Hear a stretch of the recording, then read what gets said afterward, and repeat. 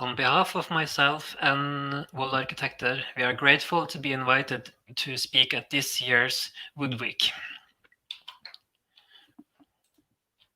We are a small architectural firm situated in Trondheim in Norway, and we have today 22 employees. We do projects all over Norway, and our vision is that every project we do should be built. Locally, we have had several high-profile projects, but Neostone is the first to gain global attention. These kind of attention are new to us, but we try our very best to reply to everyone that contacts us, because we see the importance in sharing our experience, and in that way, hopefully inspire others as well. Since wood binds carbon, forest and the use of wood products are considered a solution to reduce CO2 emissions. Norwegian forest owners have a long and good tradition for a sustainable management of forest resources. When forests are harvested in Norway, forest owners are required to facilitate new growth, either by planting new seeds or letting seed trees provide natural growth. Actually, Norway was the first country in the world to map the gap between harvest and growth already back in 1919. In total, Norwegian forests accumulate about 25 million cubic meters of timber every year, and spruce accounts for half of this. And every year, about 10 million cubic meters of timber are taken out. In Norway, we have a long tradition for building with wood. But until 1997, it was actually forbidden to build wooden houses taller than 3 floors. This is due to the old brick enforcement law that emerged after the city fire of Ålesund in 1904, the biggest city fire in Norwegian history, leaving 10,500 people homeless. But much has happened since Ålesund broke, and with new technology, we are again striving to raise the bar on what is possible, pushing the wood construction technology further towards a more sustainable and climate-friendly built environment as a result. We all have the responsibility to find new ways of thinking, and not only thinking, but actually doing. Neostone is the first time in history that something like this has been constructed on this scale. And together with our client AB Invest and the constructor Hent, we began to sketch the project in early 2015. Together with Moelven Limtre, Norway's leading glulam manufacturer, and the engineers at Sweco, the team came together to construct an 18-floor timber building in Brumunddal. Neostone is to be the symbol of the green shift, and a proof that tall buildings can be built by using local resources, local suppliers, and sustainable timber materials. And this is the part of our sustainable movement being put into practice. The result is the world's tallest timber building, and according to the Council on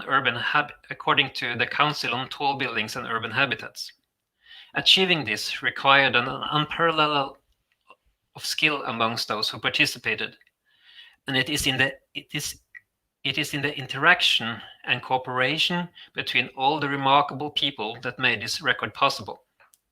We believe Neostone is an exciting example of a project where you can find new solutions to old questions. Brumunddal is a small city with 10,000 inhabitants, about 140 kilometers north of our capital, Oslo.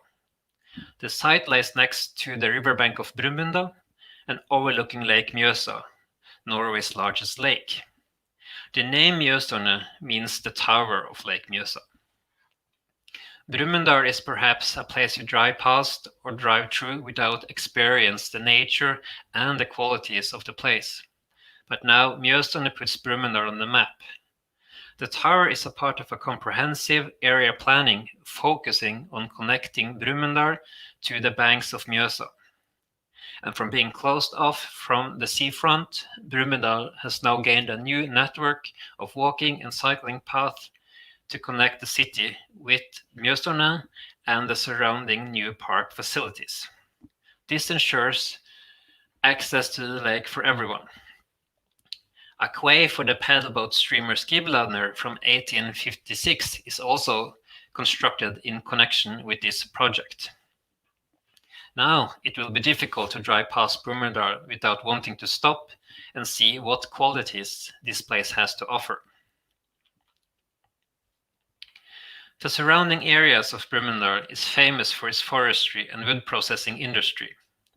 Our client says that standing on top of the viewing platform of Neostone, you can actually see where the timber comes from and where it was processed. The statement is not far from the truth. After 80 years of growing in the surrounding areas of Brumunddal, reaching the correct height and the correct strength, the spruce is harvested, and the timber is cut into standard board-size plank at the local sawmill, and then processed at Moorven Industry, where they make the final glulam products used in this construction. Moorven is just a 15-minute drive from the site, and the factory responsible for the facade elements is situated just across the site. Neostone consists of about 3,500 cubic meters of timber, or about 14,000 trees. A healthy and sustainable forestry is therefore very important if a project like Neostone and other timber buildings are to succeed.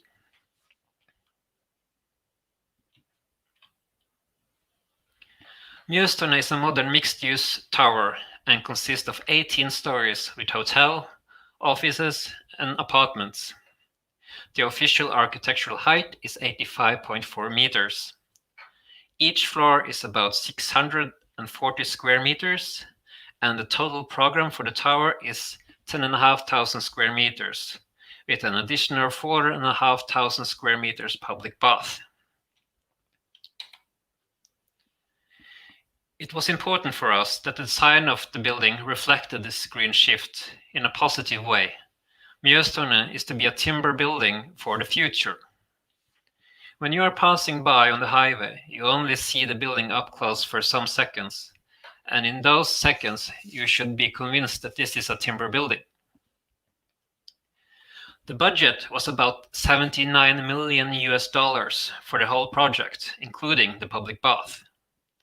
The use of timber in the construction needed to compete with a traditional steel and concrete building in cost to be realized, and a future contender for other projects. So we had to rely on pre-produced elements and repetitive design elements to achieve this. Early on in the design phase, the overall shape of the building took its base in the most efficient hotel room layout, creating a narrow rectangular shape. The building's footprint is approximately 17 by 37 meters. The roof was slanted, giving it an ideal angle to place solar panels, which also emphasized the environmentally friendly design concept for this building.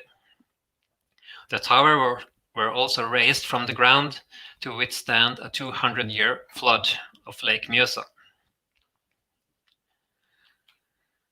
The shape gave the building a distinct silhouette, and it is recognizable when you spot it from afar, not just because of the height, but also for the open roof construction that work as a characteristic design element for this building.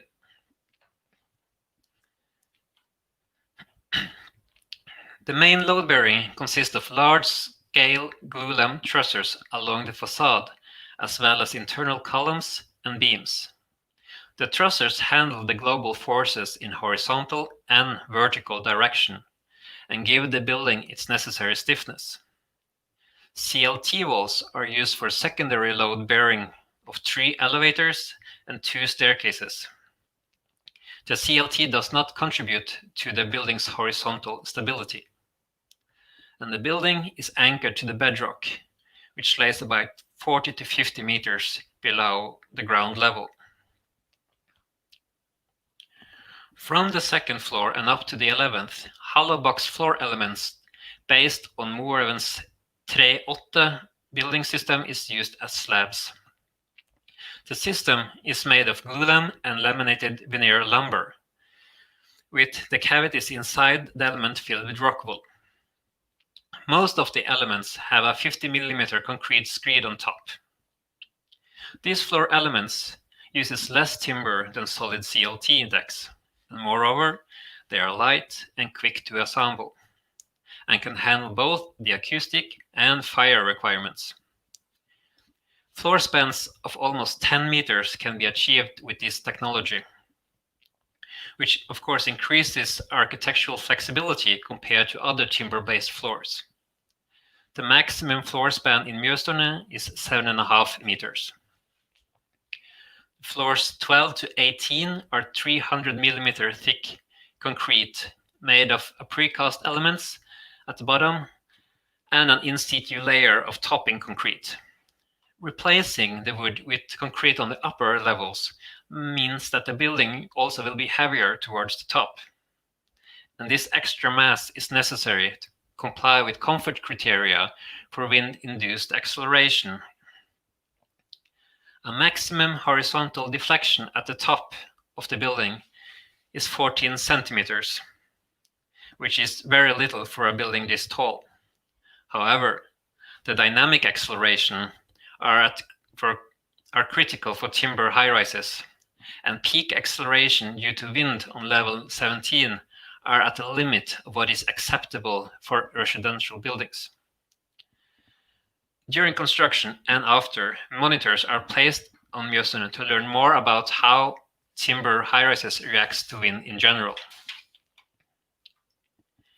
Each floor acts as a diaphragm that lends stiffness to the timber skeleton. Both the timber and the concrete floors are supported by glulam beams, with typical section up to 625 times 720 millimeters for the beams carrying the concrete floors. The largest corner columns are 625 times 1490 meters, and the largest diagonal trusses in the structure have a cross-section of 625 times 990 millimeters. All glulam elements are connected by means of slot-in 8 mm steel plates in 12 mm dowels. The structural timber elements are placed inside the building's envelope, which protect from rain and sun, thus increasing durability and reducing maintenance. The envelope consists of large prefabricated facade elements and are attached to the outside of the timber structure. They come with insulation and external panels already fixed. Wall elements do not contribute to the global stiffness of the building. The individual truss members from Neostone were coded, bundled together, and shipped to site, without any trial assembly. Given the complexity of the joinery, the uniqueness of each piece, and the precision required, this represented a considerable risk. However, only one out of several hundred glulam needed to be remachined, so the anticipated savings in transportation cost, fabrication, and erection times were successfully realized. The assembly itself has taken place by the means of a large crane on site. Here no scaffolding has been used. 4 to 5 floors were lifted at a time, and it only took 1 year to complete the structure. During the construction, the top of the CLT panels and the end grain of glulam, columns, and diagonal trusses were temporarily protected from the weather with plastic. When installation of the exterior wall panels was completed, moisture meters were used to ensure that the wood component had dried sufficiently before being covered or enclosed. However, a majority of the structure remains exposed to view. At first, people are a bit skeptical when it comes to wood construction and fire safety. Wood burns, people say, but so does steel, we answer. Of course, if you try to make fire from using a large steel beam, you will struggle. But if you use steel wool instead, it catches fires at once. It is the same principle that are being used with glulam or CLT wood. Small wood easily catches fire, but glue them together and make the cross-section large enough, and you will struggle to make it burn. Even in the event of fire, wood is very predictable, and the fire development is slow.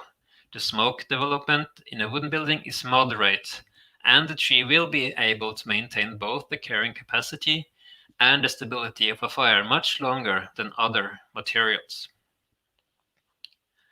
Burnout test performed in 2016 in Trondheim, where large glulam columns were put into a furnace to undergo a isofire for 90 minutes, shows that the glulam continued to char a little more after the burners were shut off.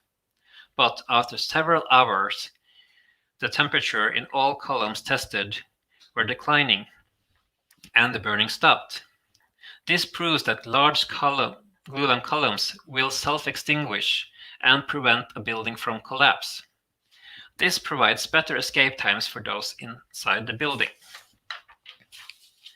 Many people will recognize themselves after placing a heavy cube in the fireplace. It will not burn up if you don't add the small wood. The big cube will soon get a layer of charcoal, but the fire will eventually die out on its own. The fire strategy report for this project states that the main load-bearing system must be designed to withstand 120 minutes of fire. Secondary bearing, such as floor, must withstand 90 minutes of fire.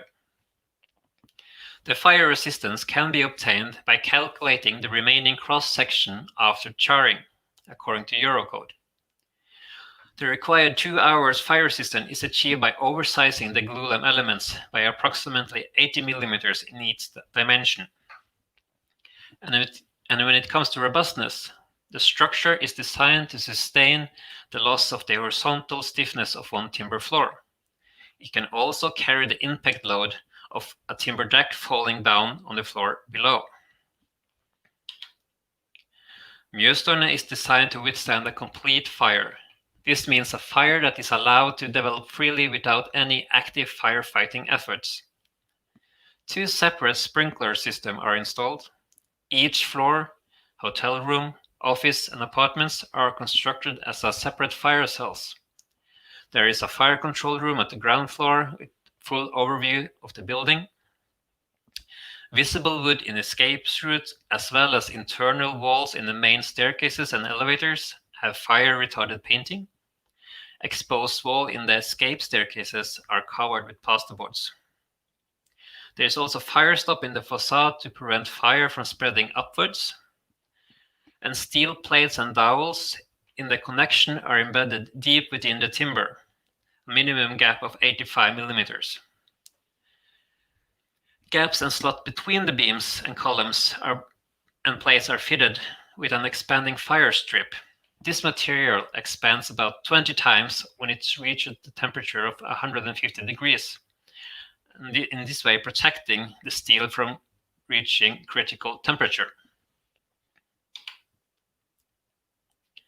As mentioned, the facade is composed of prefabricated elements. Fire requirements apply not only to the surface of the cladding, but also to the back of the woodwork and to the underlying construction. Non-combustible insulation is also used, and cavities in the facade are broken at each floor to prevent fire in the cavity behind the facade. The woodified product used as cladding is a thermowood product made from Swedish pine that has been modified through a heat and steam process, making it non-toxic, dimensionally stable, resistant to decay, and resin-free.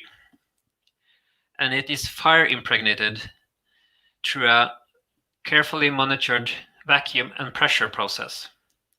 After the material has been subjected to vacuum, the fire protection fluid is applied under pressure, and after drying, the fire protection remains within the cell structure of the woodwork. The fire protection lasts the lifetime of the material, and since the project works within the cell structure of the woodwork, fire-resistant wood can therefore be adjusted on site. Each type of tree has a unique property and reacts very different to the impregnation process. It is therefore very important that each tree species undergo an individually developed impregnation process, as well as undergo individual fire tests. The fire measures carried out at Neostone make this one of the safest buildings along Mjøsa.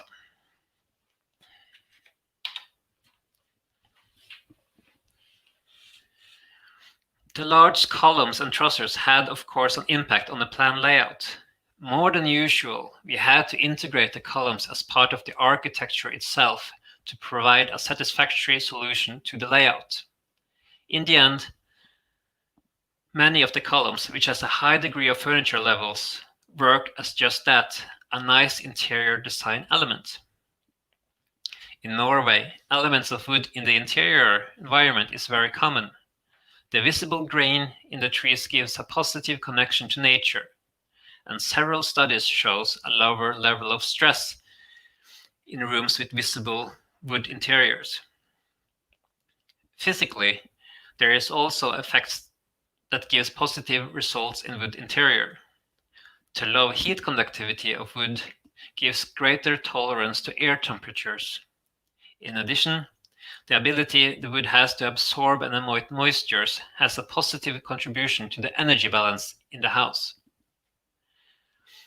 And research and discussions whether the wood's ability to buffer moisture also affects other components in the air that can be transported with moisture, such as smoother CO2 levels and less particulate matters, are underway. The apartments were sold quickly. In fact, most of the buyers of the apartments asked to know where the columns and beams were visible because that's the apartment they wanted to buy. This shows that the market has accepted that mass wood structures are as safe as traditional steel and concrete equivalents. Even if the tower looks very different now compared to the first sketches, it is easy to see some of the original ideas has arrived. And when you are passing by the highway, you will be amazed when you realize that this building is made from wood. We think it is exciting that the wood construction has gained a new renaissance, and we are proud to be able to help develop wood architecture to new heights. Neostone is not the blueprint of a tall timber building, but a contributor to further sustainable development. Different materials will be used side by side for many years to come. And sustainable-wise, the most important aspect of this building is to show that it is possible to build large, complex timber buildings and in that fashion inspire others to do the same. Thank you.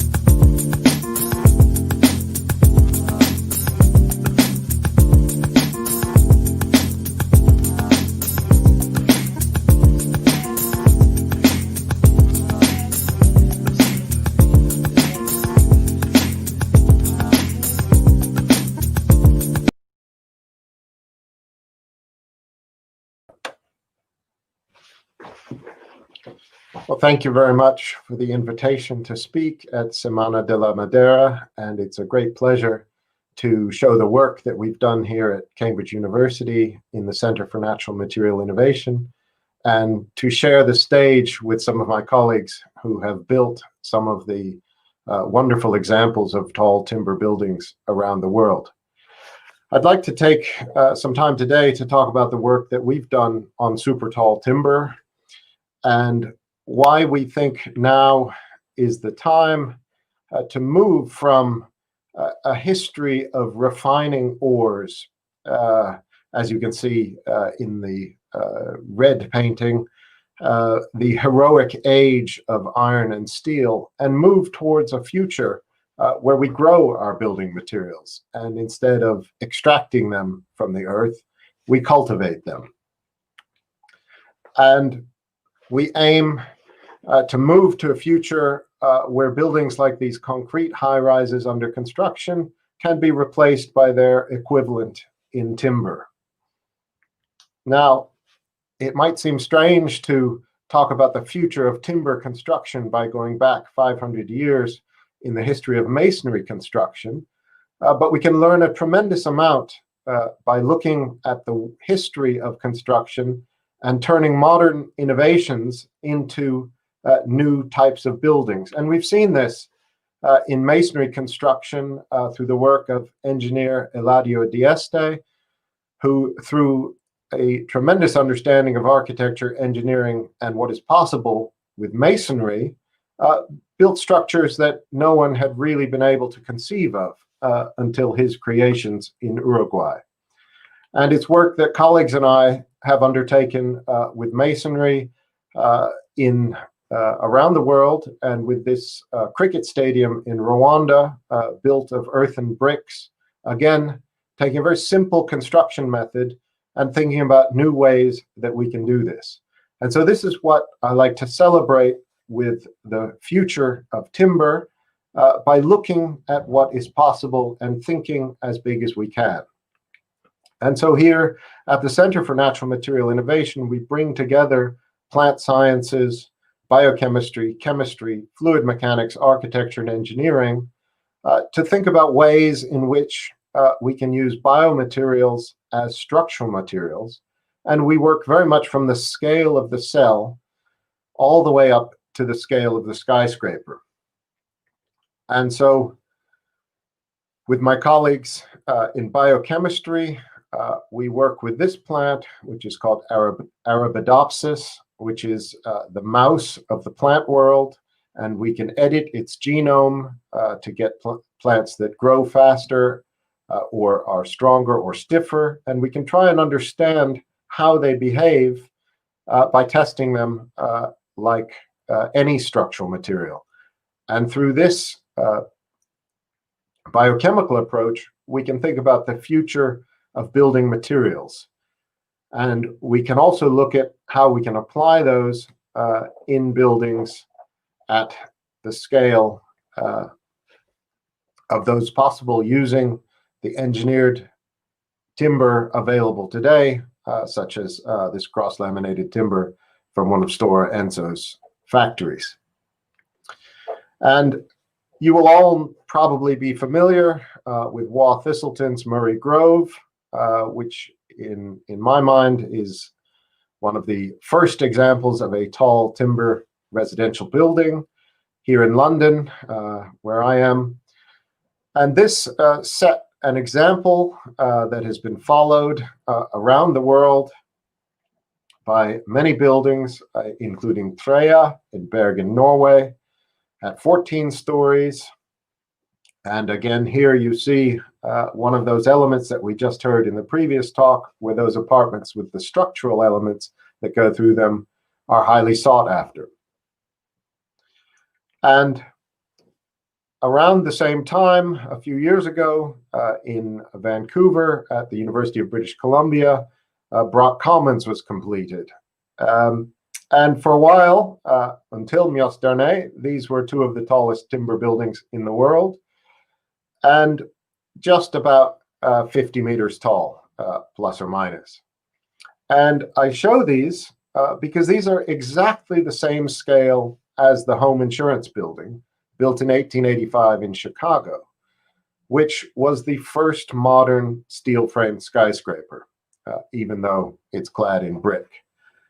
And it was less than 50 years that we went from the 55 meters of the home insurance building to the 381 meters of the Empire State Building, completed in 1931. And so if we could do that almost 100 years ago in steel, imagine what we can do with today's engineering, architecture, construction, and material technology in timber.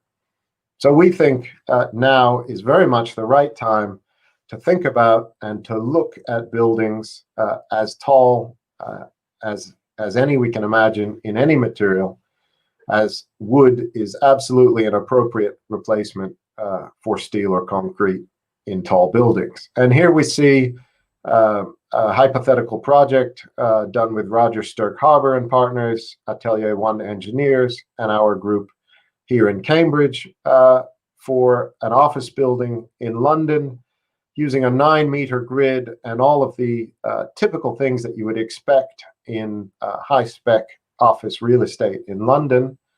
One of the nice things about this project is that it has no structural core.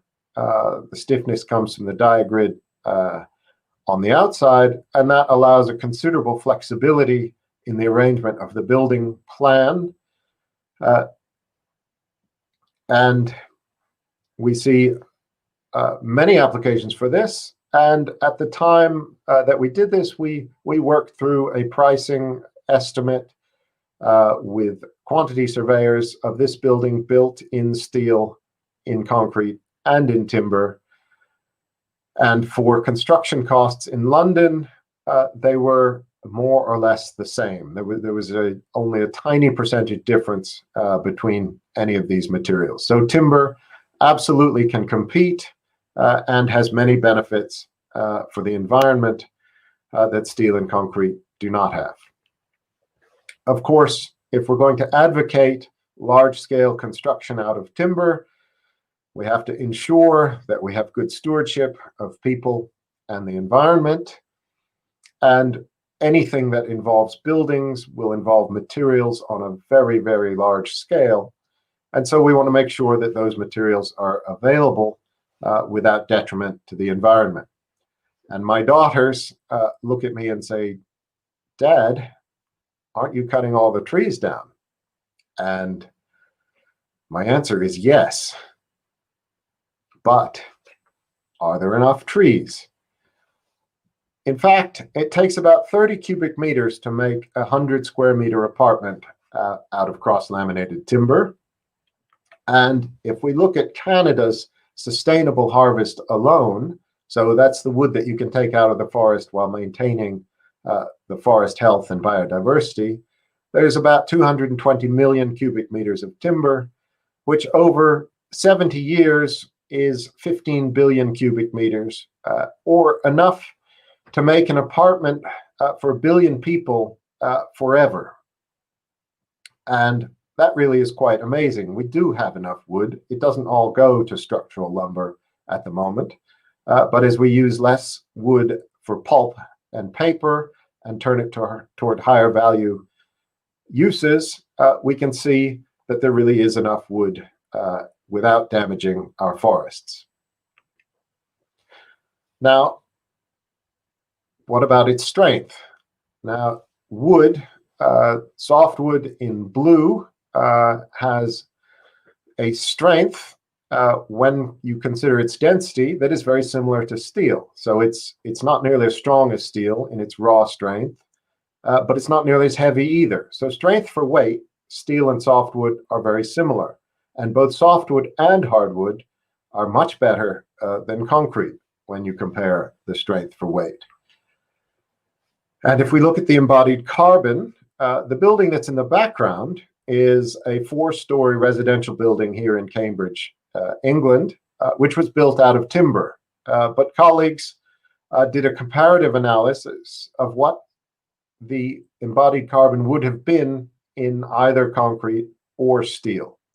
And the concrete building has 2.5 times as much carbon dioxide equivalent emitted in the construction, and the steel building has 4 times as much carbon dioxide equivalent had it been built in steel. And this is before we take into account that every kilogram of timber holds the equivalent of 1.8 kilograms of carbon dioxide. So as we know, as trees grow, they take carbon dioxide out of the air, and they store the carbon, and they release the oxygen for us to breathe. And this is a very, very efficient carbon capture and storage system. And it works even better when we cut down the trees that have been planted as crops to harvest, and then we store that as durable buildings for 70, 100, 150, or 500 years. So we've taken this approach in a number of projects, and I want to take you through a few of them and the research results. The first is the Oakwood Tower in the Barbican. done with PLP Architecture and Smith & Wallwork engineers, where we looked at taking this residential area and intensifying it through a 300-meter timber tower right in the middle of it. Now, this, of course, is a hypothetical project, but we've looked at it in terms of sound architectural approach, sound engineering approach, and we use these projects to figure out, ask, and then conduct the research necessary to make such a building possible. So in this case, the columns made out of timber would be about 2.5 meters square on a side. And these, of course, would be the largest glulam columns ever made. And would they carry load the way we would expect them, or would they carry load differently? Nobody has ever tested a structure this wide, but of course we make columns in concrete this size all the time. So here's my colleague, Dr. Rob Foster, testing a column that is 360 by 360 millimeters on a side. And you can see it there in the largest capacity machine we have at Cambridge University. And we, along with everyone else in the research lab, were surprised to find that this column overwhelmed the capacity of the material at the column overwhelmed the capacity of the machine at 500 tons. And this sent us all back to do our calculations. The calculations were correct. And this was the capacity of the material. It just, none of us had looked at something that size and thought it would be capable of carrying 500 tons. So even we, who are very familiar with wood as a structural material, can underestimate its structural capacity. A second project we've worked on is a residential tower that might change the skyline in Chicago, working with Perkins and Will architects and Thornton Tomasetti engineers. This is the River Beach Tower built on the Chicago River, which rises in two blades that are attached by a structural atrium. So we essentially have an I-beam of timber rising 80 stories from the Chicago waterfront. Now, this will be using cross-laminated timber for the floors and shear walls, glue-laminated timber for the atrium, for the structural atrium, and then a hardwood laminated veneer lumber for the diagrid facade that carries much of the structural load and gives it the stiffness necessary. Now, we've done quite a bit of structural engineering on this project, but in fact, one of the more interesting things to come out of this project is how do we actually build it? Because wood is so much lighter than steel or concrete, we can think about this as a modular construction. And modular construction is usually limited by the size of a truck and the roads or the bridges that you might have to go under. But in this case, because we're on the Chicago River, we can think about building it modularly using the river for the transport of the components. And this gave us a completely different approach to building it. We can transport the timber to a lakeside fabrication site. And as many of you will know, there are lots of derelict factories along the Great Lakes in the Midwest of the United States. These could be turned into large-scale timber fabrication sites, and then these large components could be placed on barges and then transported to the construction site. And this project, we found the largest crane available in the United States and designed the modules around its lifting capacity, and then found a way that we could build this with that crane. So year-round, we can build the modules in the factory, and then during the non-winter construction season, we can assemble this on-site on the Chicago River. And so this gives us some very interesting possibilities because many of the brownfield construction sites in the United States and around the world are waterfronts associated with our former industrial heritage. So the possibilities for construction like this, we think, are very interesting and very widespread. And hopefully sometime in the near future, you might be able to stand on a balcony in a building like this, and you can do this now in Norway, as we've just seen, looking out into the forest from which the building came. And when those trees were cut down, the foresters planted 2 or 3 or 4 to replace and replenish the material for future construction. Now, the final project I'd like to talk to you about is what we call Oakwood Tower 3 for a city in Europe, where we've looked quite carefully at the material and structural dynamics for this potential residential high-rise at 130 meters. And it turns out, again, we designed this in steel and in timber, and the carbon storage capacity of the timber in this building is higher than the embodied carbon of the timber. So this becomes a carbon negative building. Moreover, because the timber is lighter, the foundations are 35% smaller than for the equivalent building in steel or concrete. And so there are many ways and many advantages to using timber from the embodied carbon perspective of this of a building such as this. Now, of course, because timber is lighter, and as we just heard, the dynamics become very important. And possibly counterintuitively, because it is lighter, a timber building needs to be much stiffer.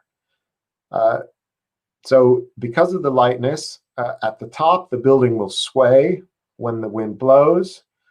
And what we are susceptible to is that movement. And it's not the amount of movement so much that we are susceptible to, it's the speed of the movement. And because the building is lighter in timber than the equivalent building in steel or concrete, the building will sway faster. And so one approach to doing this is to use a tuned mass damper so that we don't need to load up the building with a tremendous amount of concrete on the floors.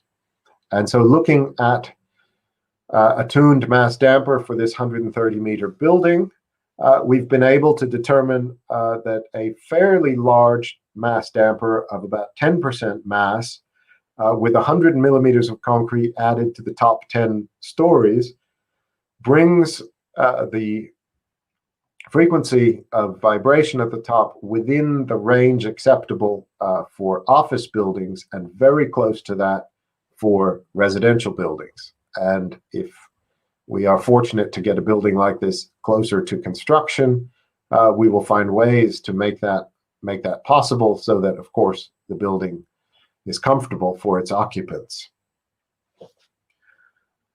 So we look forward to a future where the skyline is dominated by buildings, many of which maybe are built in timber as a renewable material, as a material with tremendous longevity, one that we can look at and we can say to our children that we're using our forest responsibly and we're building with a good conscience for the future of people and the planet. And I'd like to say thank you all today, and thank you to my many colleagues, academic and professional, who have made this work possible over the last few years. Thank you very much.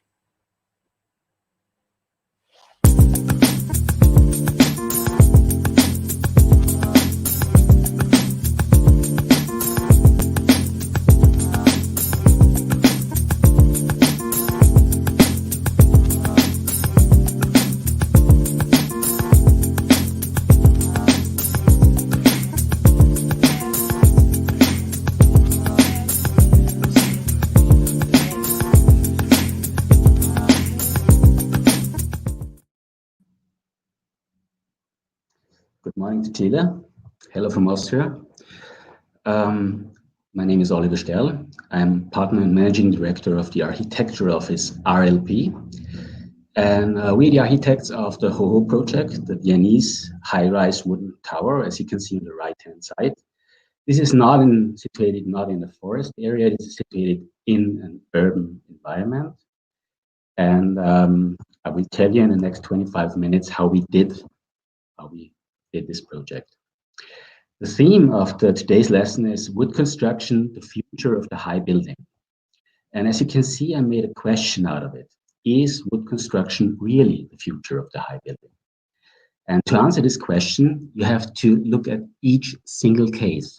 So the answer can be yes or it can be no.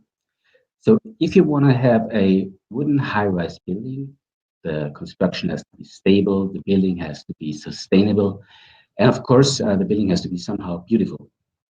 And in Austria, in Vienna, the answer was yes, and that's the reason why the HoHo project was realized at the end. But before we start with this project, let me tell you about the motivations. Why take wood as a building material?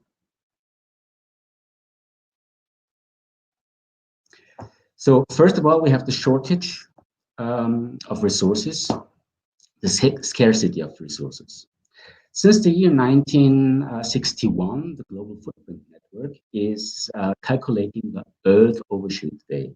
This is somehow the day in the year where all regenerative resources are used up. And this day was in the year 1970, on the 21st of December. In the year 2000, on the 1st of November. And last year, 2019, it was on the 31st of July. So over a period of 5 months, from August to the end of the year, we've been living on future generations' expense. Then we have the topic of the climate change. Since about 150 years, since the beginning of the Industrial Revolution, the temperatures on Earth are constantly rising. At the moment, we hold in average about 1 degree compared to 1850. In the cities, it's about 1.5 degrees. And in the alpine regions, it's somehow around 2 degrees. And it's mostly greenhouse gases which lead to this effect. Water vapor, you have methane, and of course, carbon dioxide. And the simple thermodynamic fact that hotter layers of air, hotter layers of water have more energy in it than cooler ones, they lead to dramatic effects on our environment. So meteorological disturbances like flooding, heavy rain, storms, hurricanes, they're increasing. The coastal regions, they are endangered by the rise of the seawater level. This is because of the extension of the water, it's getting warmer. And on the other hand side, because of the melting of the glacier, it's especially the Greenland glacier. In the alpine regions, the permafrost base goes up. This makes whole mountain massifs unstable. Rock slides, mudslides, landslides are the consequences. And in our cities, it's getting hot and hotter. So all these effects are very well documented, and it makes no difference how big the man-made part of it is. The only thing that counts is to find proper solutions for these challenges. And those two processes, they were overlaid by a third one, the urbanization. 2008 was the first year in history of man where more people lived in cities than they lived in rural areas. So if you look at the charts of the biggest cities, it's led by Tokyo, Japan, with 38 million people living in one town. Jakarta, Indonesia, 32 million people. Or Tokyo, Delhi in India, 27 million people living in one town. And all those dense living together, like with all the steel, the glass, the concrete, the asphalt, with the lack of green, with the lack of nature. This is a tremendous challenge for the system of the city, and it brings people who live in this system under enormous stress. And this is the point where wood comes into the game. Wood is a very effective, a very cheap, a very renewable answer to some of these questions. Wood is a renewable resource. So in Austria alone, our woods produce a surplus of about 6 million cubic meters of wood in a year. So this makes wood a very available and a very affordable material in times of scarcity of resources. Wood stores carbon dioxide. To be precise, it stores the carbon out of the carbon dioxide. 1 ton, the carbon out of 1 ton carbon dioxide per cubic meter of wood. And it binds it long term. So this reduces the CO2 concentration in the atmosphere and helps us to prevent the effects of the global warming. And of course, wood is a natural material. In its living form, as trees, as plants, as biomass, it helps us to deal with the effects of the global warming. And as building material, it has a very high emotive quality. And this is very positive for the stressed people living in the cities. So this brings us to our HoHo project in Vienna. The name HoHo doesn't come from Santa Claus. It comes from the German word Holzhochhaus, which simply means wooden skyscraper. So this project has 2 parts. The lower one, 13 and 23 meters high, as you can see here on the left-hand side, and the tower with 40, 57, and 84 meters high, as you can see on the right-hand side. So this would be about 1.5 meters lower than the Neostone project Øystein was presenting before. Those 2 parts are connected with garage and technic areas underneath. On 25,000 square meters, we're erecting a multi-usage building. So 24 stories, and the overall height is 84 meters. And we start with the evaluation of contemporary and historic wooden high-rise tower. And by doing so, we detect 2 major problems. First of all, because of the load-bearing system, a pure wooden structure is very unflexible for future development, unflexible for change of usage. And second, because of the fire protection, mostly all wooden towers were erected to now nearly totally covered on the inside with gypsum plasterboard, and you don't see the material wood anymore. So we ask ourselves, how simple can we design a tower? And we have a very simple concept. It's in a quite complex urban space, I will tell you later on. It has a simple pattern. It has a load-bearing exterior wall, a load-bearing core, and in between a layer, this is 7 meters deep, where you can bring in every usage very easily and you can change it very easily.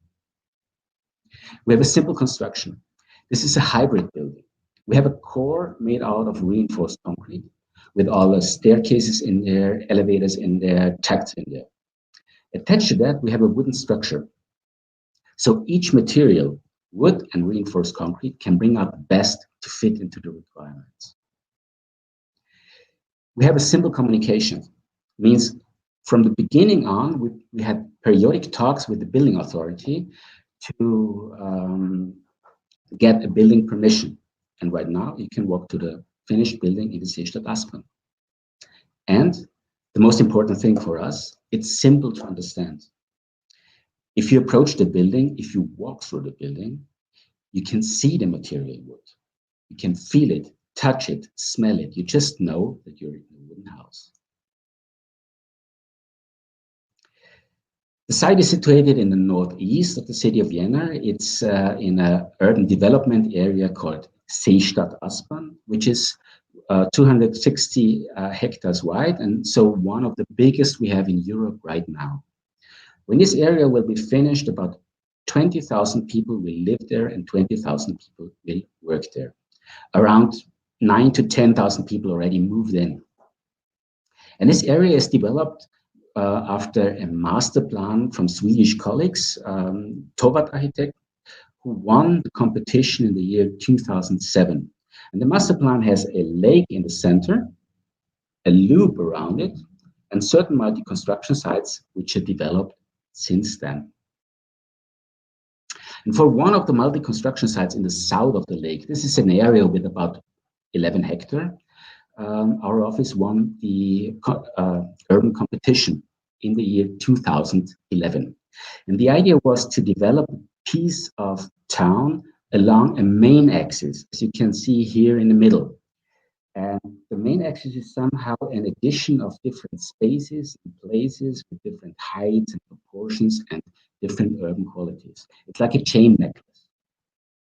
And those main axis is connected to the lake in the north and the very dense area in the south with beneath axis. And in between, we have multi-construction sites which are developed since 2011 from different colleagues. For this area and the surrounding area, we've been asked to design a high tower study.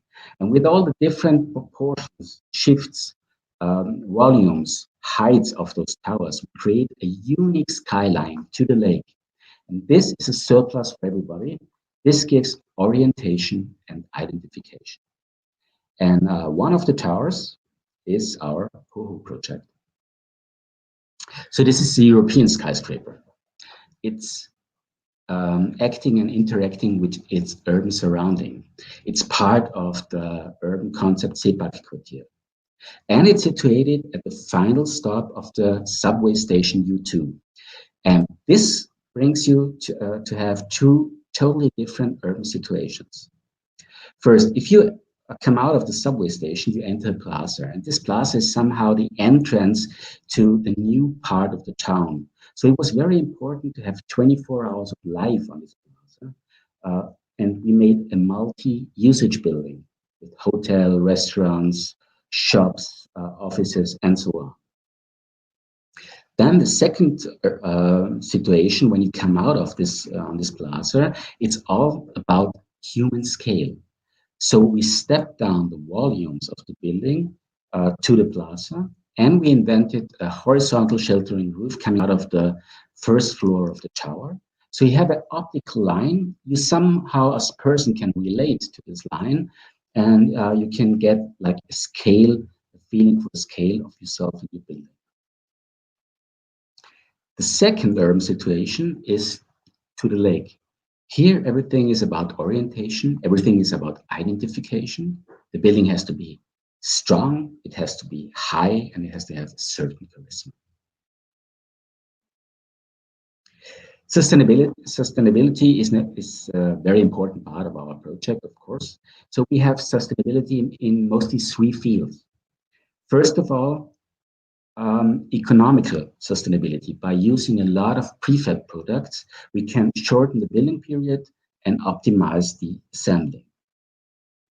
Then we have a lifelong usage sustainability by having those layers 7 meters deep, where you can bring in every usage very easily and you can change it very easily. And of course, we have a ecological sustainability by using the material wood. For this project, we use about 4,000 cubic meter of wood. It's a bit more than we heard from Oystein. They used about 3,500 cubic meters of wood. So this amount helps us to save around 3,000 tons of carbon dioxide. This doesn't sound much, but this would be the amount you produce if you drive your car 40 kilometers a day, and this for 1,300 years. And we also save primary energy, 300,000 megawatt hours. And this would be the amount of energy you need to heat 32 flats for 1,100 years. So we have a mixed-use building to bring life on this plaza, 24 hours of life. In the ground floor, we have the foyer of the hotel, restaurant, and some shops. Then we have 4 floors with wellness, fitness, health, and beauty. 6 floors of office spaces, 8 floors of hotel, and the rest is service suites. This is a very special form of hotel. Flexibility and variability is a very important part of our project. So we have those layers, 7 meter deep, where you can bring in every usage very easily and you can change it very easily, where you can bring daylight into the last edge. You can see it here on the left-hand side in yellow. And we have 2 cores. You can see it in red. And by connecting those 2 cores, we can divide each floor from 1 to 3 units. And the project was a shell and core project. That means the shell was fixed and the core was fixed from the beginning on. The usage was mainly fixed, but the definite users are not known. So to show the capability of the building, we draw floor plans from every floor and every usage. It's a hybrid construction. The core is made of reinforced concrete on site. Attached to that, we have a wooden structure. This is a prefab structure. So we have parallel production processes, a minimizing of the building period, and an optimizing of the assembling. And the assembling can also be optimized because it's a very, very simple system. It consists of just 4 elements, like a building kit for children. So along the facade, we have a reinforced concrete beam running, which is mainly for the unlikely case if a corner collapse would collapse, corner column would collapse. On this beam, we have the ceiling elements. These are composite elements consisting of 16 centimeters CLT and 12 centimeter concrete slab on it. They're 2.40 m wide, 7 meter deep, ready-made, come to the construction site, were lifted at once, and just sewed together, as you can see here on top right, to bring minimum moisture into the construction. So the whole ceilings construction would be shear stiff. The load-bearing system on the facade is made from wooden columns, glued laminated timber, Austrian spruce. All the columns are 40 centimeters deep, and depending on the load they get, the width is different. So we start on the top with 32 centimeters width, and this goes up to 108 centimeters in the ground floor, like the logic of a tree. The facade elements, 4.80 m wide, 3.50 m high. They are ready-made as well. They come to the construction sites with the window in there, with the sunscreen in there. They were lifted as once and assembled, and they're not load-bearing. They just carry their own weight. So this is a detail. As you can see, the horizontal reinforced concrete beam in the center, lying on it the ceiling element, and on the outside the facade element, which consists of 40 centimeters CLT, 20 centimeters of thermic isolation layer. On the outside, we have a curtain wall, which is made out of wood in the case of the smaller building, 13 and 23 meters high, vertical wooden planks. And it is made of a Eternit facade, which is somehow a fiber C facade in the case of the tower. This is an unburnable plates with different sizes and different colors. But the most important thing of this project is wood is visible inside. Ceilings, walls, and columns are visible wood. So if you approach the building or if you walk through the building, you can see the material wood. You can smell it, you can touch it. You just know that you're in a wooden house. The architecture, if you want to say so, is somehow a clear deduction of external defaults and internal goals. This is a European skyscraper, as I mentioned, and somehow you can say it's a contextually solitaire. This is the view from the lake. Here everything is about orientation, about identification. The building has to have a certain charisma, a certain strength, and it has to be very high. And this is the view from the other side of the subway station. So if you see on the left-hand side, you see the smaller part with 13 and 23 meters with the wooden facade, and on the right-hand side, the tower. And this is the entrance of the new part of the town. But the story goes on. For a recently won competition, we took the construction, we took the ideas from our HoHo and developed it further and optimized it for a 5-story wooden building. The task of the competition was to design about 107 rental units, a kindergarten, 12 units for assisted living, and 11 units for single parents. All this in a wooden construction system. So the site is situated in the 22nd district of Vienna. It's a very heterogeneous surrounding. We have a huge hospital there. We have some commercial markets there and family houses, as you can see on the picture.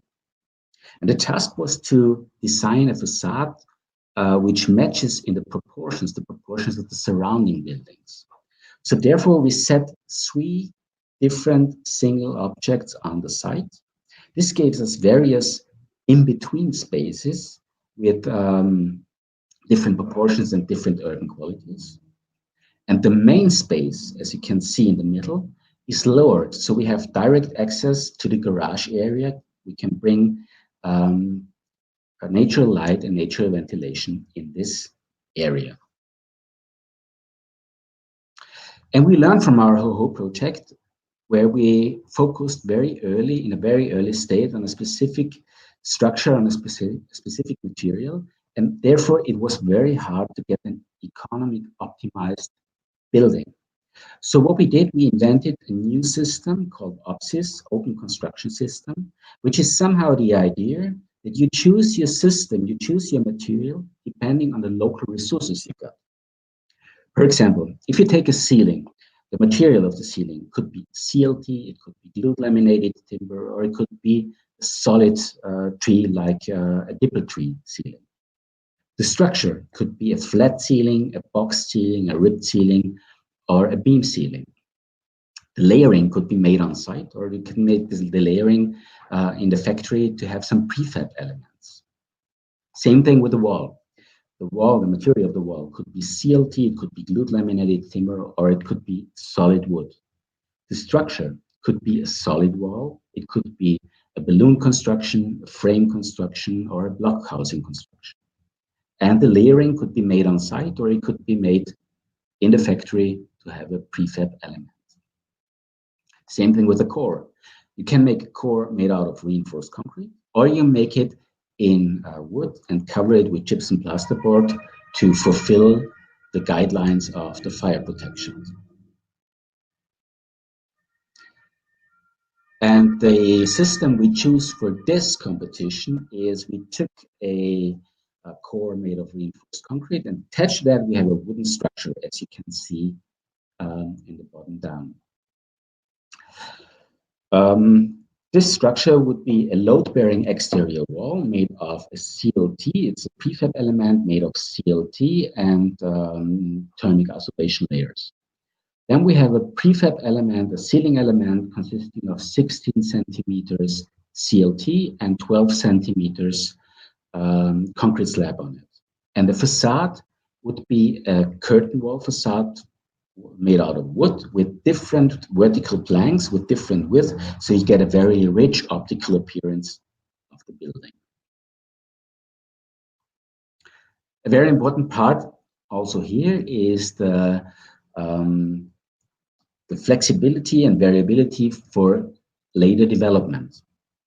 So we have a load-bearing exterior wall, we have a load-bearing core, and in between, as you can see here in orange, we have a layer. In this case, it's 8 meters deep, where you can bring in every usage very easily and you can change it very easily.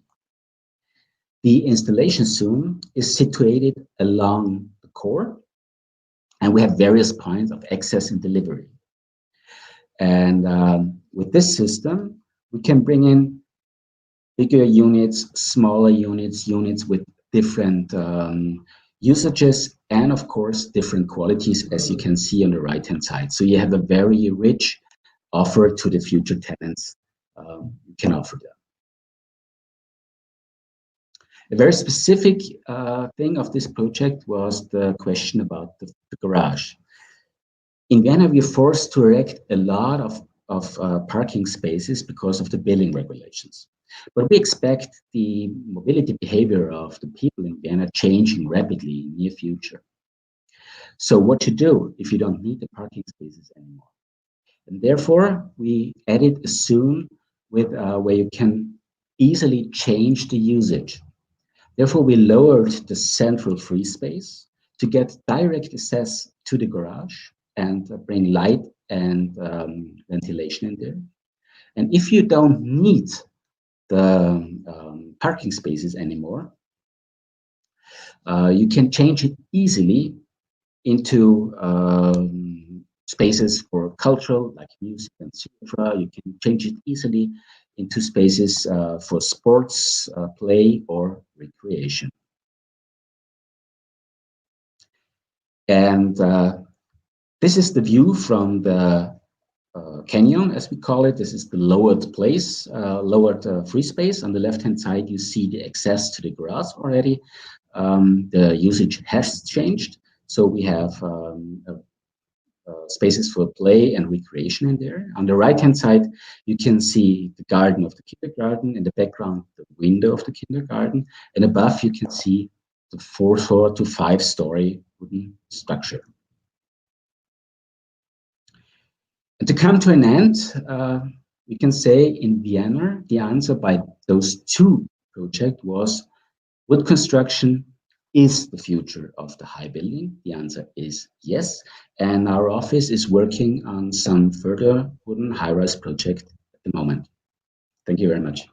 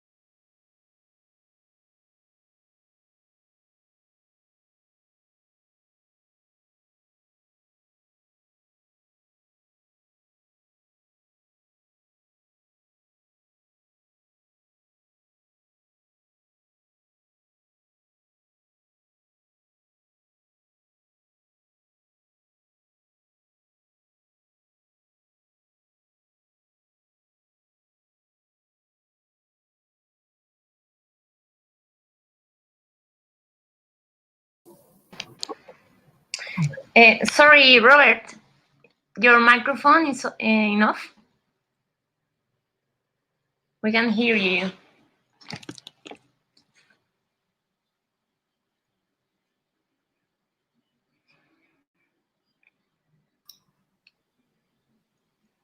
Now, perfect. Now. Yes.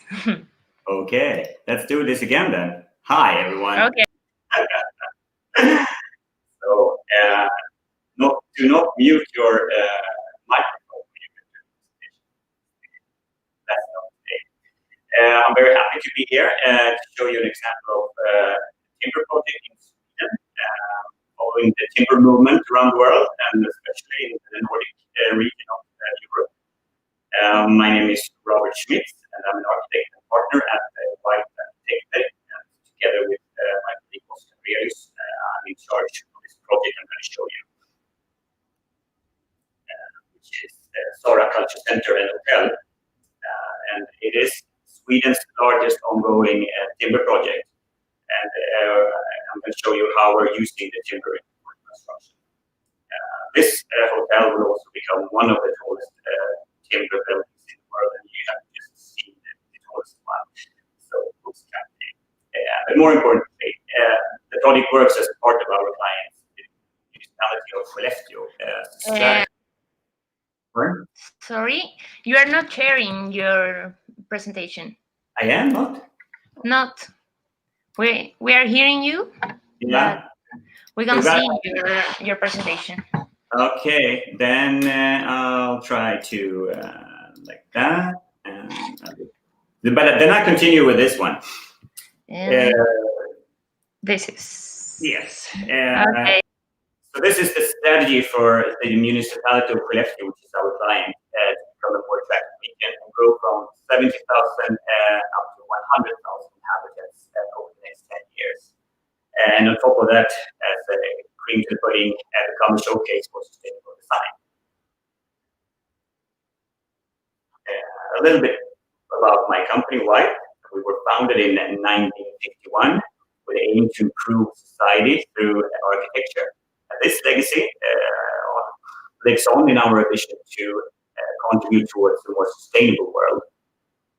The ideas of collective thinking and employee ownership are as strong as ever today, and we are currently owned by over 600 staff members. We work together to benefit the society as a whole. We are an interdisciplinary collective where environmentalists and light designer works alongside energy experts, architects like myself, and product developers. We are convinced that diversity and cross-disciplinary collaborations is the key to solving today's social challenges and achieving our mission. And although in this forum we are all aware, and we've been talking about it a lot, I would like to begin with this slide. In Sweden, we emit about approximately 10 times more greenhouse gases than what the climate can tolerate.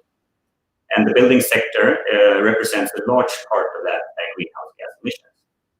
So by choosing building materials with a minimal carbon footprint is one of the most important measures that we as architects can contribute to a more sustainable world. And when comparing, as the previous speaker has done, with steel and concrete, the answer is quite clear. Timber. Being the only renewable building material we have today. And as practice, we see this as an extremely strong argument for allocating wood constructions for our buildings. This to reduce, among many sustainable advantages, the CO2 footprint. And white have a mission, and we want to, by 2030, all our architecture is carbon neutral through design excellence.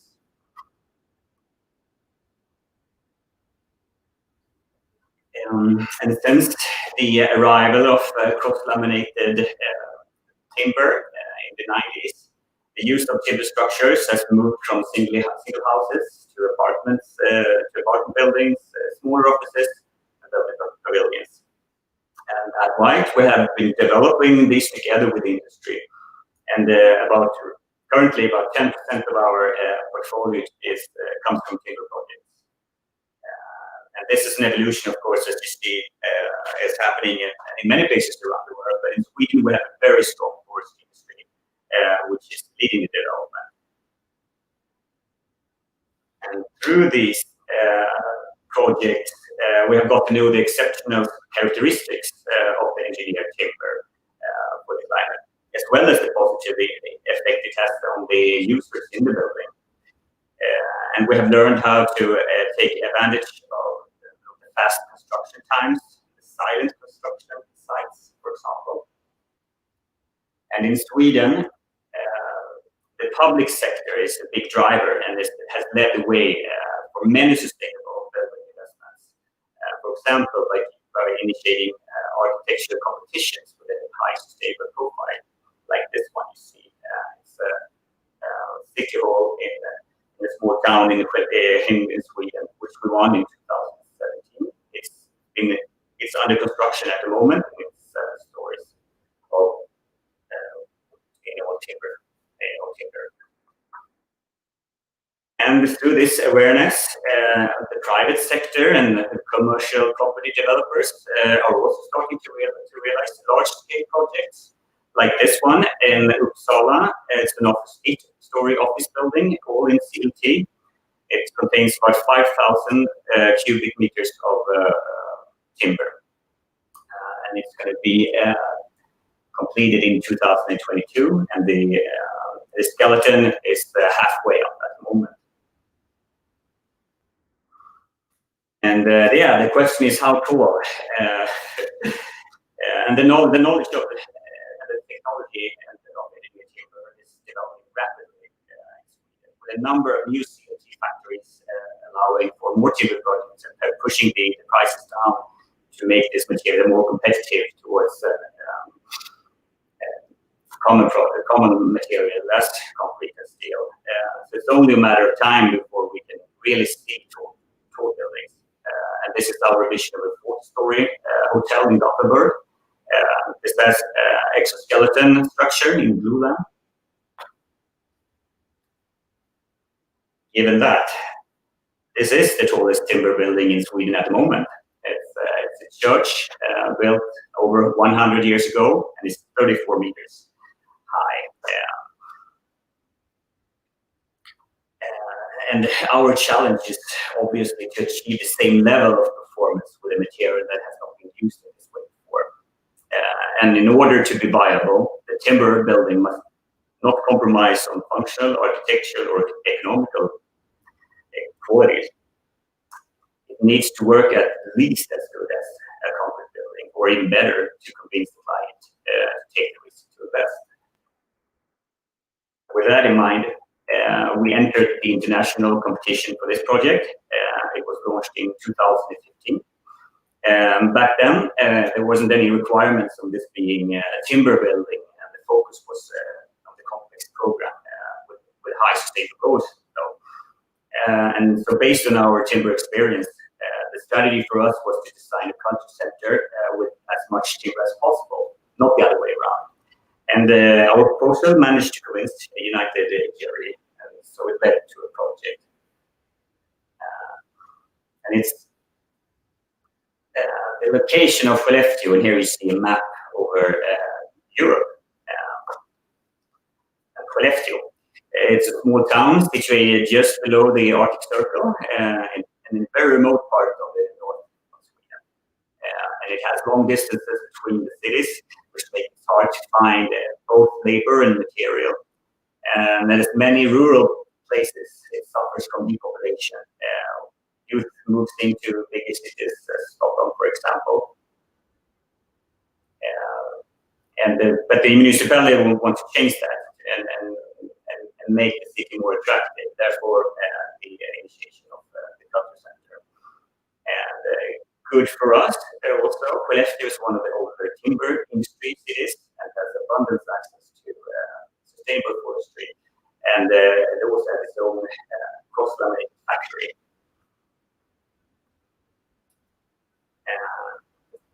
The center will be placed right in the middle of the heart of Skellefteå, just between the new train station and the main square. So this is going to be the start of a big city transformation, which will change the scale of Skellefteå city. Its central location is, of course, challenging for the construction site with ongoing streetlights surrounding it. And the building will be about 30,000 square meters, and as you can see, it's occupying an entire city block. The building program contains 4 culture operations, which is scattered around Skellefteå today, including the city library, and they're going to benefit from each other and together with the hotel and conference center. For example, there will be 6 stages for performing arts, ranging from 80 to 1,200 seats inside. The hotel is in the high-rise, containing 205 hotel rooms, and on top of that, there will be a spa, pool, terrace with a restaurant on top.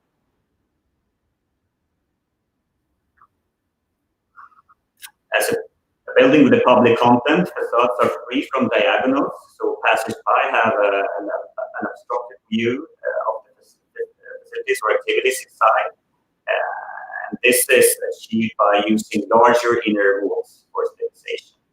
And the wooden facades are made from pressure-treated spruce that will age naturally over the time. Robert, sorry to interrupt you again. Yeah. That we are hearing some echo. Oh, so okay. If you have some headphones or microphone. No. No? Or can you turn the transmission off or not? Is it really bad, or should I try to change? I can lower the sound, maybe. I think that now is better. Okay. Can you talk again? Yeah, I'm talking. Yes. Testing. Yes. Perfect. So sorry. No worries. This is on level 2. This is where the theater stages are situated. And then they're placed in the center of the building with the surrounding foyers. And this allows for high accessibility and quick logistics, and as part of being economy function. And the foyers will share the program with all the other functions within the building. And so this is the main foyer. And these steel and timber trusses you see in the ceiling, this is something that we designed in a very early stage as a signature feature, showing how the timber is exposed to pressure and the steel to tension, minimizing the use of material. And we have tried to adapt material optimization throughout the entire project and expressing that in the architecture. Most of the structural timber is fully exposed to these projects in the interiors. And this is something that's basically only possible in Scandinavia. In most other countries, the codes means that the combustible material must be protected, especially with large-scale projects like this. And this is a unique aspect for larger timber projects in Sweden, and allowing us to expose this much timber. And we want the spectator to be able to get a sense of how it's assembled, because the entire project is pre-manufactured and off-site product. And hopefully this will trigger an interest of timber design for the youth. And in the heart of the building lies the stage. One, it's a multi-use auditorium where we made a great effort to have the most of the interior fittings in timber. For example, the acoustic panels are made from solid wood. And the supporting walls around the theater consists of 27 meters tall wall elements in cross-laminated timber, supporting the structure for the entire building, including the high-rise. And this is a plan over the high-rise. The tower accommodates a 4-star hotel, and here you can see the 2 cores, or elevator cores, made of totally in CLT, located on each end of the plan for stabilization. And in between these, we have volumetric hotel volumes. It's a rational plan which allows for all the rooms to get a river view. And as I said, each individual hotel room is designed as a prefabricated, self-bearing 3D module. And these are made in a factory only 40 kilometers from the site, and then simply lifted on and stacked on top of each other between those cores in 13 stories. And I guess that's some kind of record as well. And this is as you see, this is the first module that was produced last autumn. And the wall and the ceiling will be the exposed CLT construction material. The hotel pods is being delivered fully equipped with bathroom and interior fittings, ready with a view overlooking the Skellefteå skyline. The tower itself is wrapped with a double-skin glazed facade, which enable us to actually expose the CLT cores in the high-rise within. So the interior becomes the exterior expression.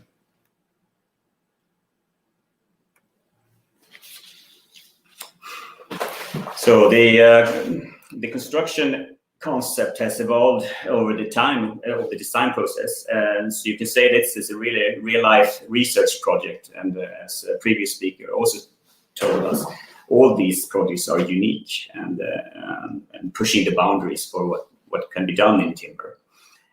So we started in the competition with a 16-story high-rise and a hybrid construction with concrete and timber slabs. But after examining a lot of different solutions of the design phase, we ended up with a 20-story high-rise and an all-timber construction with only concrete on the top level as a damper to prevent the high-rise to sway.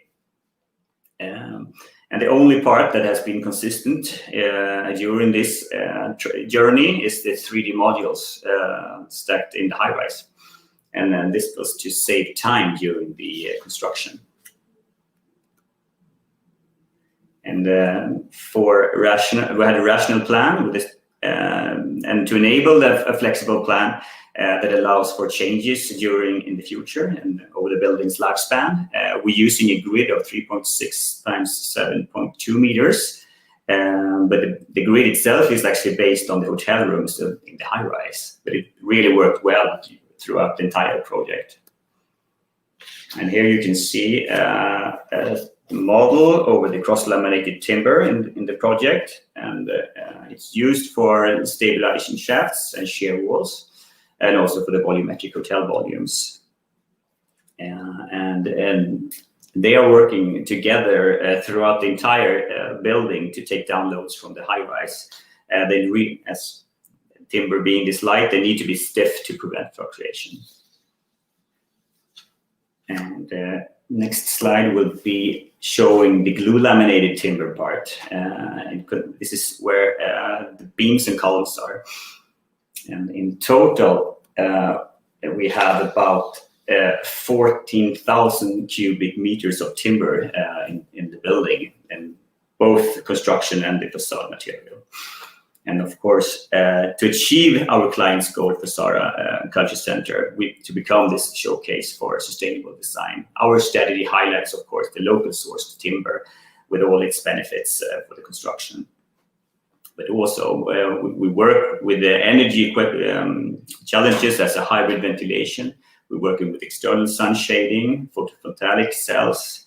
And as for energy, instead of just optimizing one solitary building's performance, the whole city's energy distribution networks is used for energy optimization on a system level. It's a sort of smart grid, but it's not only for electricity, but also for distributing heating and cooling as well. And the building is going to be certified with the highest level for energy use.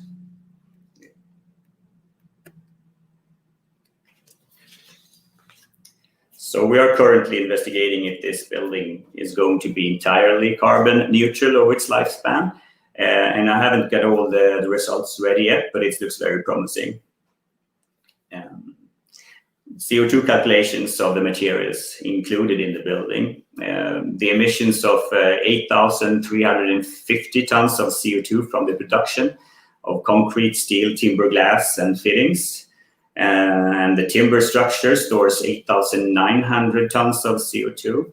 And this is equivalent to about 13,000 return flights from Stockholm to New York. And this more than compensates for the emissions.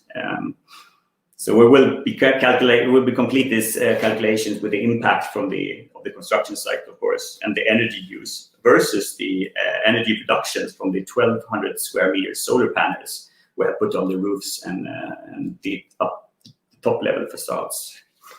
It's going to be very interesting. Here is an image of the construction time plan. And the experience, the use of timber and the offsite production cuts the productions, in this case, by almost half compared to a conventional project. Some of the benefits we are experiencing in this project are less logistics, with locally sourced raw material, lighter material example. It's no concrete, hence we don't have any drying times, less sound pollutions, and no drillings. And it also allows for longer working hours, with, in the same time, minimal neighbor disturbance. We can use fewer laborers on site, and we work with better working conditions, and fewer cranes is used. And the timber elements itself is locally produced by a company called Martinsson. It's very close to the site as well, and they are produced in a safe and controlled working environments, which also attracts laborers, both women and men.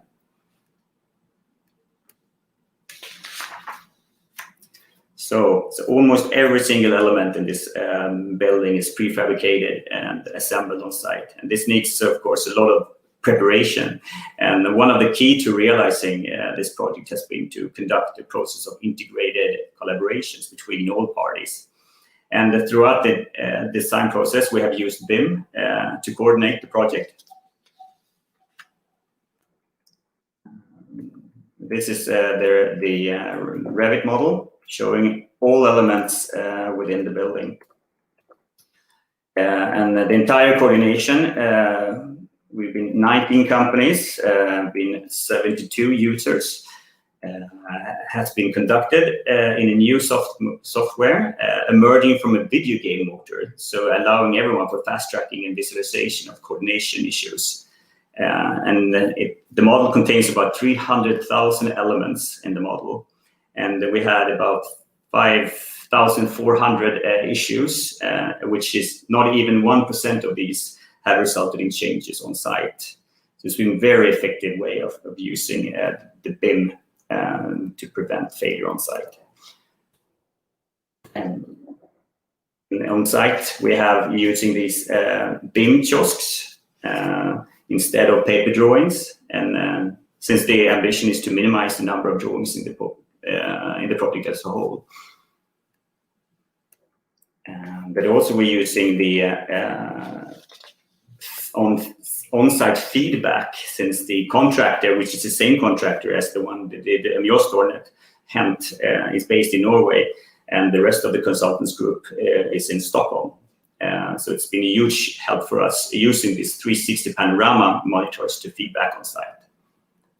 And we're also using VR and AR as an important features for publicity and marketing of the content in this building in several different media. And now I'm going to show you some pictures from the construction site. And this is the first CLT slab lifted on site 2 years ago. And this is one-to-one surrounding the main auditorium. It's 27 meters and weighs about 10 tons. And here we have winter image where you can see we have 2 cranes for the entire project. And we'd like to see and compare our early renders with a built result to make sure that we live up to the initial vision. So you can see we still have a year to go in the construction, but here you can see the result vs the render and how it looked like. And then quite close, I guess. And also coming inside in the great foyers, you can see our the trusses in the ceiling and how the trusses ended up becoming in real life, which is really fun to follow.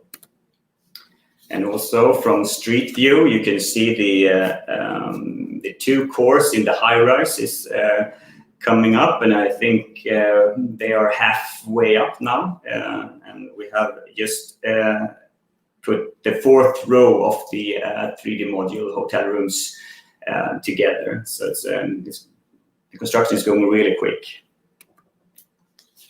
To sum up this project, the Sara Culture Center will become a new sustainable destination, changing the Skellefteå skyline and pushing the boundaries for sustainable design.